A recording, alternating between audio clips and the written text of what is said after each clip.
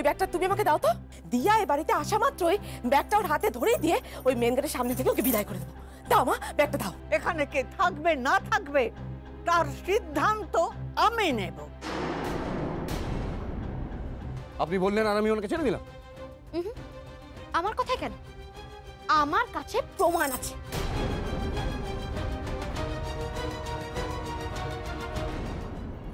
বলছিলাম কি, বড় নাথ বইয়ের ব্যাপারে তুমি কি সিদ্ধান্ত নিলে মা?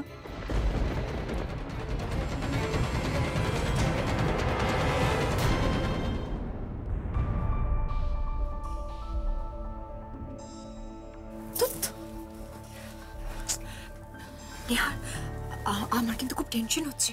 এই অমলা ব্যানার্জি পুরো খেলাটাকে আবার ঘুরিয়ে দেবে না তো?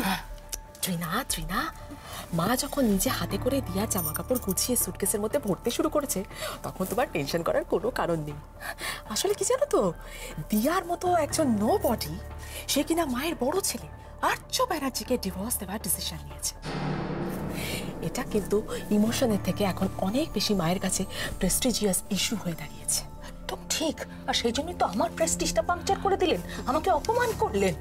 কিন্তু চিন্তা নেই ত্রিনা, আমি তো ইতিমধ্যে এই বাড়িতে ঘাঁটি গেড়ে বসে গেছি। এবার তুমি যখন বউ হয়ে এখানে আসবে তখন আমরা দুজনে মিলে ওই মাধবী ব্যানার্জিকে একবারে উত্তপ্ত করে ছাড়বো। দুজনে মানে আমার কথা কি ভুলে গেলে নাকি তোমরা? না বেবি, ভুলবো না। ও বেবি শোনো মম, একটা কথা বলি, এই উত্তক্ত করার প্ল্যানটা না একদম বুদ্ধিমানের কাজ না। হ্যাঁ, বরং আমাদের তিনজনকে যেটা করতে হবে সেটা হচ্ছে মায়ের ব্রেনটা না কনস্ট্যান্ট ওয়াশ করে যেতে হবে। ঠিক যেমন এই ডিভোর্স পেপারটা নিয়ে করলাম, তার ফলটা তো আমরা এখন হাতে হাতে পাচ্ছি। একদম ঠিক কথা বলেছ। এখন উত্তক্ত করলে চলবে না, এখন আমাদের কনসেন্ট্রেট করতে হবে ওই দিয়াকে এই বাড়ি থেকে আউট করতে, আর তারপর আমরা ওই তিস্তাকে একেবারে সাইজ করবো। মা, কি তোমরা সবাই এখানে দাঁড়িয়ে আছো কেন? মা কোথায়? দিভাই আসলে কি জানো তো, ওই মা আর ঠাম্মি না দরজা বন্ধ করে মিটিং করছে, আর আমরা সেই মিটিং এর ফলাফল জানার জন্য এখানে দাঁড়িয়ে ওয়েট করছি। মা আর ঠাম্মি মিটিং করছে? হ্যাঁ। মা দিভাই এখন যেহেতু মা আর ঠাম্মি মিটিং করছে তো তাই এই ঘরে ঢোকা না একদম বারণ। এই বাড়িতে কি যে হচ্ছে আমি তো কিচ্ছু বুঝতে পারছি না। দিয়াকে কনস্ট্যান্টলি ফোন করে যাচ্ছে, দিয়ার ফোন সুইচ অফ, ওদের দুজনকে কাউকেই তো ফোনে পাচ্ছি না।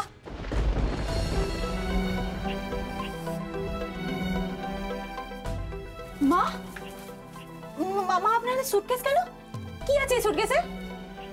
নিহার, হ্যাঁ, মায়ের ঘরে ঢুকে ভালো করে খুঁজে দেখো তো, দিয়ার আর কোনো জিনিসপত্র খুঁজে পাও কিনা। পেলে এই সুটকেসটাতে ভরে দিও।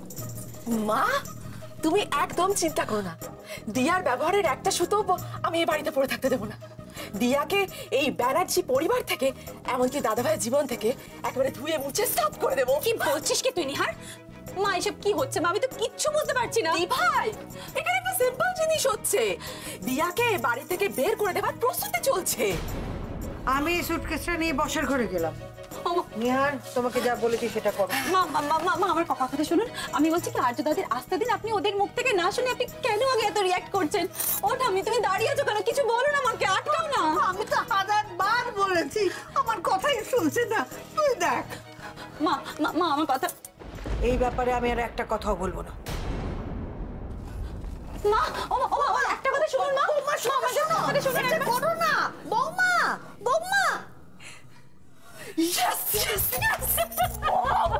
খেলা তো একেবারে জমে গেছে।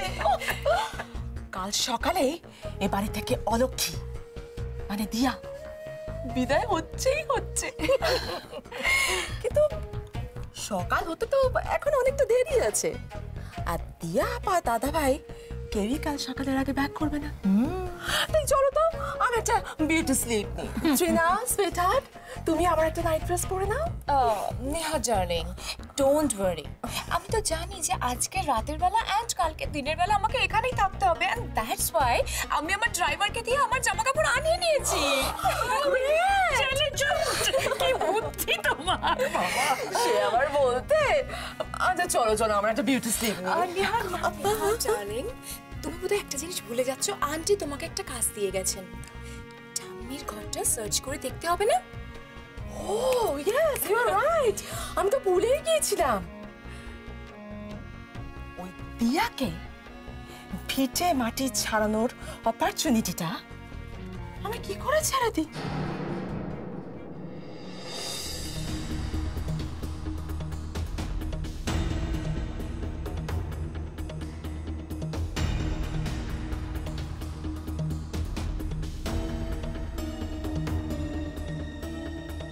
ইন্সপেক্টর দেখুন তো এই জায়গাটা ভালো করে দেখুন। শালিনী শর্মার গায়ে কিন্তু উনি হাতে লাগায়নি, শালিনী শর্মা ধাক্কা ধাক্কিতে পড়ে গেছে। দেখুন দেখুন ভালো করে দেখুন। হ্যাঁ হ্যাঁ এই জায়গাটা মায়াঙ্ক শর্মাকে সরাতে গিয়ে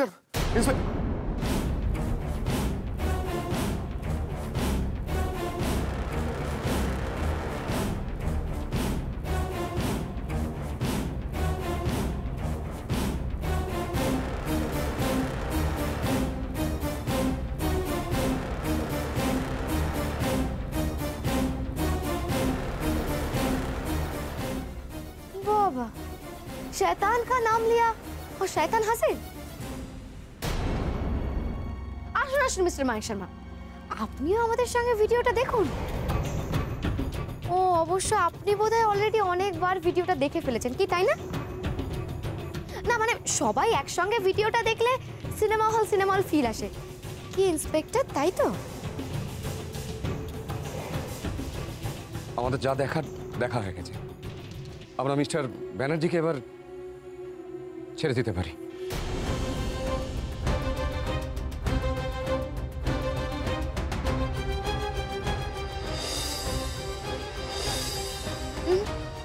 শুধু ছেড়ে দিতে পারি না, বলুন সসম্মানে ছেড়ে দিতে পারি কি, তাই তো? হ্যাঁ হ্যাঁ ইয়েস ইয়েস ম্যাম। চ্যাটার্জি তুমি মিস্টার ব্যানার্জিকে দিয়ে যা যা সই করো সেগুলো করিয়ে নাও। ঠিক আছে স্যার। আর ফর্মালিটিসগুলো একটু তাড়াতাড়ি সেরো, আমাদের গাড়ি করে ওনাকে বাড়ি পৌঁছে দিও। না তার কোনো দরকার নেই, আমি গাড়ি নিয়ে এসেছি। এখানে সাইন করুন।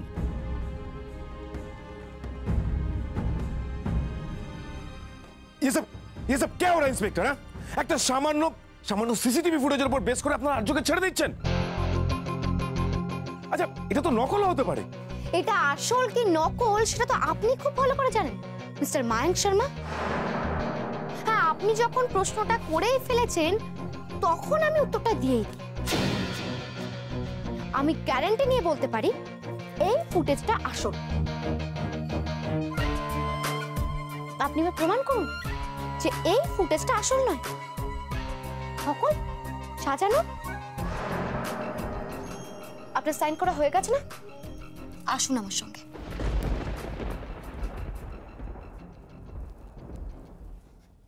কে মিস্টার মায়াঙ্ক শর্মা? চ্যালেঞ্জ করেছিলাম না যে আজ রাতের মধ্যে ওনাকে লকআপ থেকে বের করে নিয়ে যাব, সেটাই করেছি। আর্য ব্যানার্জি স্টুডেন্ট বলে কথা, হাতটা একদম শিখিনি। तुझे तो मैं देख लूंगा।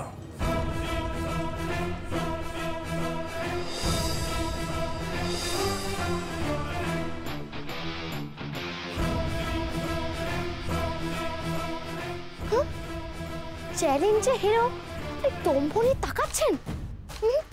তাকাবেন না, মাথাটা নিচু করুন। এবার থেকে মাথাটা নিচু করতে শিখুন।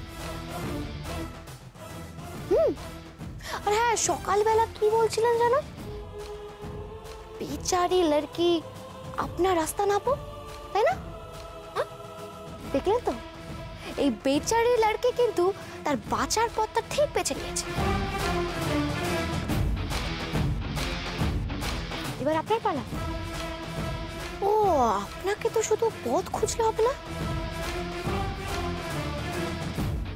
আপনাকে তো পালানোর পথটাও খুঁজতে হবে, কি তাই তো?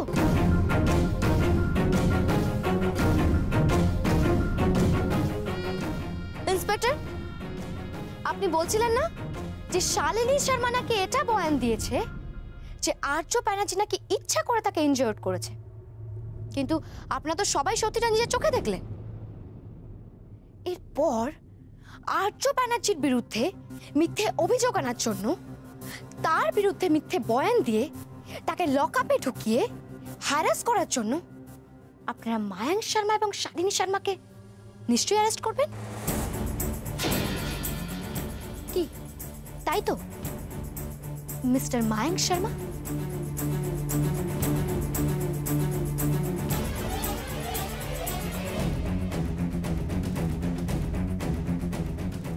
Best of luck.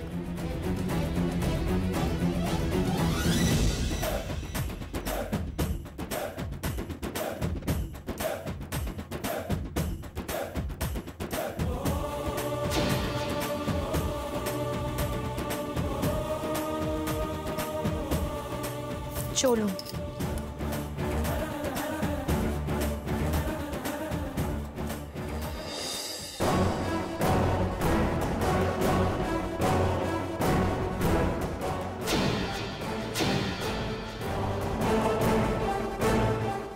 বাড়িতে সবাই আমার জন্য ওয়েট করছে। ঠিক কখন বাড়ি থেকে বেরিয়েছি। হাতটা আমার ছাড়ো দিয়া। হাতটা ছাড়বো বলে তো আমি ধরিনি। Please please stop this nonsense. আর যেন তোমার মুখে আমি এরকম কথা না শুনি, ওকে? আপনি আমার সঙ্গে যে ব্যবহারটা করছেন না, সেটার জন্য কিন্তু আমার একদম কষ্ট হচ্ছে না, রাগও হচ্ছে না, কারণ আপনার এই ব্যবহারের কারণটা আমি জানি। আমি আপনাকে বুঝি। না না, তুমি আমাকে বোঝো না। তুমি যদি আমাকে বুঝতে তাহলে উদয়পুর স্টেডিয়ামে গিয়ে বেঙ্গল ব্যাডমিন্টন গোল্ড কাপ খেলে কাপটা জিতে বাড়ি ফিরতে, সামান্য একটা সুটকেস হাতে নিয়ে নয়।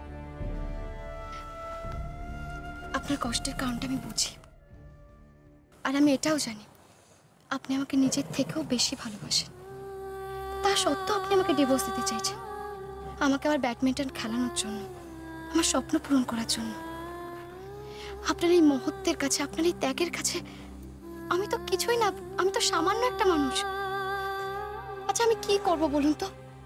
আমি তো আপনার মতো এত মহৎ নই। আমি ব্যাডমিন্টন খেলতে চাই, তবে তবে আপনাকে আমার পাশে চাই, এই পরিবারটাকে আমার পাশে চাই। দিয়া, একের পর এক দিন চলে যাচ্ছে, সময় কেটে যাচ্ছে, তোমার কিন্তু ব্যাডমিন্টন খেলার সময় কমে আসছে, মনে রেখো সেটা। আচ্ছা দেখুন, আজকে খেলতে পারছি না বলে যে কালকেও খেলতে পারবো না এরকম তো ওর মানে নেই। পরশুদিন রাতে ন্যাড়া পড়ার সময় আপনি কোন যন্ত্রণা থেকে র্যাকেটটা পরিয়ে দিতে বলেছিলেন সেটা তো মা দেখেছে। আচ্ছা আচ্ছা, তারপরও কি আপনার মনে হয় না মা এটা নিয়ে কিচ্ছু ভাবে না? মার মনটা একটু হলেও নরম হবে না? হ্যাঁ, কাল মায়াঙ্ক শর্মা যেটা করলো সেটা একদম ভালো কাজ করেনি, ভীষণ খারাপ হয়েছে ব্যাপারটা। কিন্তু আমি নিশ্চিত মা এটা নিশ্চয়ই বুঝতে পেরেছে যে শুধুমাত্র ব্যাডমিন্টন থেকে আপনার ক্ষতি হবে এমনটা তো নয়। ক্ষতি তো মানুষের যে কোনো সময় যে কোনো কিছুতে হতে পারে। ক্ষতির ভয়ে বাড়িতে বসে থেকে হয়তো জীবনটা এগিয়ে যাবে না, তাই না? সেটা তুমি ভাবছো দিয়া, কিন্তু মার মনে কি চলছে, মা কি ভাবছে সেটা কি তুমি জানো? আচ্ছা আচ্ছা, আমরা দুজনে মিলে মাকে বোঝাবো। শুধুমাত্র বুঝিয়ে হয় না দিয়া। এই যে তুমি আমাকে বারবার বোঝানোর চেষ্টা করছো যে আমি যাতে ডিভোর্সটা উইথড্র করে নিই। আমি করেছি? আমি করিনি। কারণ তুমি না খেললে তোমার আমার সম্পর্কটা কিন্তু স্বাভাবিক থাকবে না। তাই তোমাকে খেলানোর জন্য আমাকে যা করতে হবে আমি কিন্তু তাই করব। আমাকে খেলানোর জন্য মায়াঙ্ক শর্মা রান্নার প্রত্যেকটা মিথ্যে অভিযোগকে আপনি মুখ বুঝে মেনে নেবেন? হ্যাঁ, আচ্ছা আচ্ছা, আপনার কি এটা মনে হয় যে আমি খেলতে ভুলে গেছি, আমার মধ্যে খেলার সব প্যাশন নষ্ট হয়ে গেছে, আমি খেলার স্পিরিট হারিয়ে ফেলেছি, আমি রান্নাঘর নিয়ে পড়ে আছি? না, রান্নাঘরে গিয়ে আমি যখন খুন্তি হাতে নিই তখন মনে হয় আমি খুন্তি হাতে নিইনি, আমি ব্যাডমিন্টন র্যাকেট হাতে নিয়েছি। দেখুন দেখুন, আমি কথা দিচ্ছি আমি মাকে বুঝিয়ে মায়ের থেকে খেলার পারমিশন ঠিক আদায় করে নেব। আমি আবার ব্যাডমিন্টন কোর্টে নামবো, আবার খেলবো, আর আপনি হবেন আমার কোচ। দেখুন দেখুন, ভোর হয়ে এসেছে, আপনি কাল রাত থেকে কিচ্ছু খাননি। চলুন এবার বাড়ি ফিরে চলুন, একটু কিছু খেয়ে রেস্ট নেবেন। চলুন, আমি গাড়ির দিকে এগোলাম। তুমি যে স্বপ্নটা দেখছো সেটা যদি সত্যি হয় খুব ভালো, আর যদি না হয় তাহলে তোমাকে খেলানোর জন্য তোমার দুঃস্বপ্নটাকে সত্যি করতে হবে দিয়া। ডিভোর্স তোমাকে দিতেই হবে।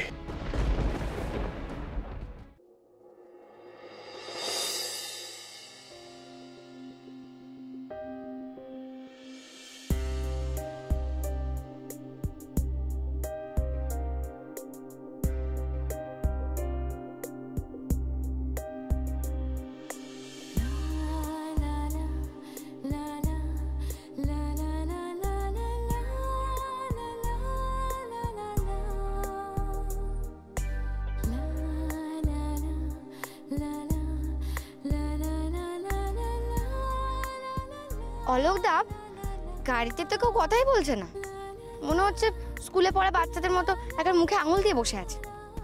তুমি একটা কাজ করো, তুমি বরং এফএমটা চালাও, একটু গান শুনি।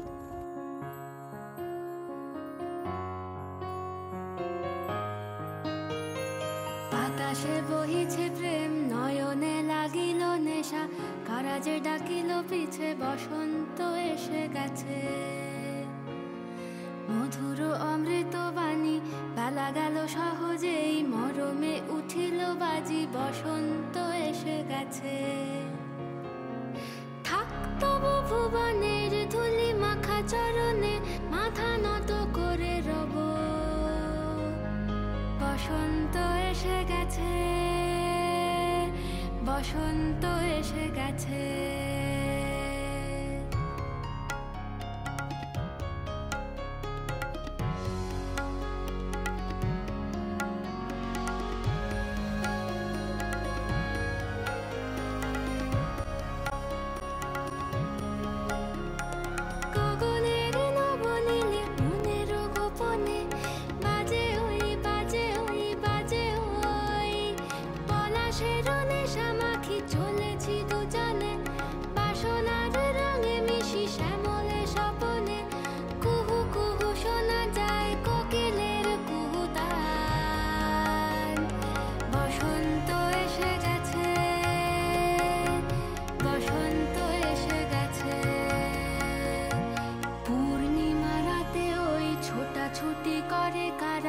দক্ষিণা পবনে দোলে, বসন্ত এসে গেছে। এগিয়ে দিয়া কি পাগলামো করছো? আরে এইভাবে গাড়ির বাইরে মুখ বের করছো কেন? আরে লেগে যাবে তো। কিচ্ছু হবে না আমার, আমি উঠছি, আমি উঠছি, কেউ আমাকে আটকে রাখতে পারবে না, কেউ না। ওরও তবে খেয়াল রেখো মাটিতে যেন পাটা থাকে। আপনাকে নিয়ে না পারা গেল না। আপনি একটা কাজ করুন না, জানলা দিয়ে মাথাটা বাইরে বার করুন, দেখবেন সুন্দর ঠান্ডা ফুরফুরে হাওয়ায় আপনার মাথাটা একদম ঠান্ডা হয়ে গেছে। তোমায় প্রথম দেখেছিলাম আমি, হেঁটেছিলাম নিরুৎ দেশের পানে, সেই বসন্ত এখন।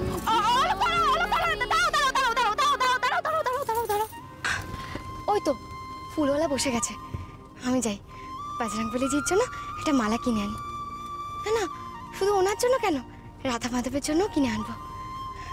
জানেন, আপনি যতক্ষণ লকআপে আটকে ছিলেন, আমি ততক্ষণ মনে মনে প্রার্থনা করেছি ভগবান যেন আমার পাশে থাকে, ওনাকে যেন আমি রাতের মধ্যে বাড়ি ফিরিয়ে নিয়ে যেতে পারি। হ্যাঁ, আপনাকে কিন্তু আমি রাতের মধ্যেই ছাড়িয়ে নিয়েছি, শুধু বাড়িতে যেতেই সকাল হয়ে গেল। আমি যাই মালাটা কিনে আনি, মিষ্টিটা বরং বিপিনদাকে দিয়ে আনিয়ে নেবো। টাকাটা দিন দিন।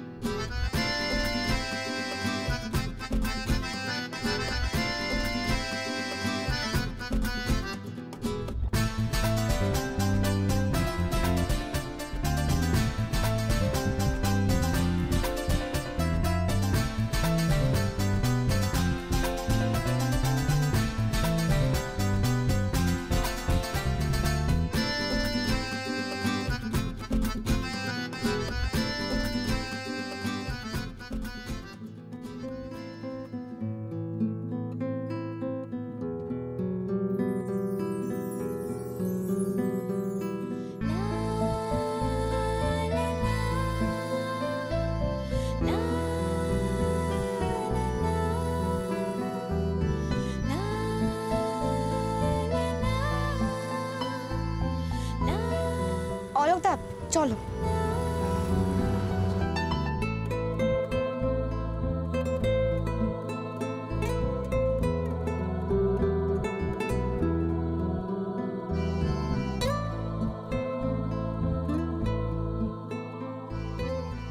তুমি যা করছো সেটা ক্ষণিকের ভালো থাকা দিয়া। আসল ভালো তুমি তখনই থাকবে যখন তুমি ব্যাডমিন্টন খেলবে। আর তুমি যাই বলো তাই বলো, তোমাকে খেলানোর জন্য আমি আমার সিদ্ধান্তে অটল থাকবো।